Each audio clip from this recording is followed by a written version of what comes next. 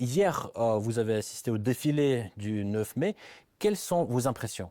Alors, bonjour et merci. Donc, nous sommes là, ici en Russie, donc, pour la commémoration du 80e anniversaire, donc, de la victoire sur le nazisme.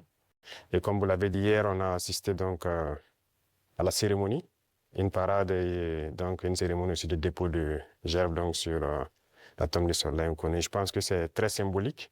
Nous avons appris beaucoup de choses au cours, donc, de ce séjour. Ce n'était pas uniquement une fête, mais c'est une célébration de la victoire d'un nouveau monde. Donc, ça a beaucoup de sens pour nous. Mais la qualité du défilé, qu'est-ce que vous en pensez?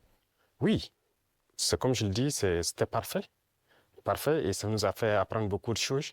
Et quand on fait défiler les engins qui ont gagné la guerre, c'est-à-dire les T-34 jusqu'aux engins modernes, ça nous montre l'évolution donc technologique de l'armée russe et ça nous inspire nous aussi à nous mettre au travail pour pouvoir nous développer dans le même sens. Est-ce qu'il y avait certaines choses qui vous ont surpris, par exemple?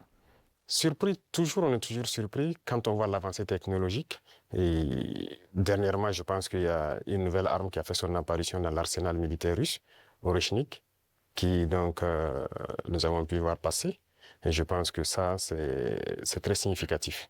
Quelle est la signification de votre présence en tant que chef d'État africain? Car on sait bien que les Africains ont apporté leur contribution à la victoire des Alliés dans la Seconde Guerre mondiale.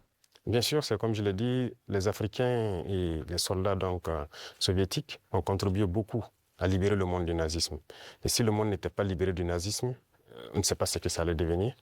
Et en suivant donc les événements, j'ai vu que la Russie, elle seule, a perdu 1 million de soldats sur le sol européen en combattant.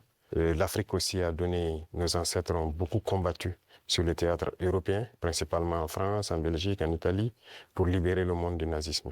Donc c'est une histoire commune que nous partageons.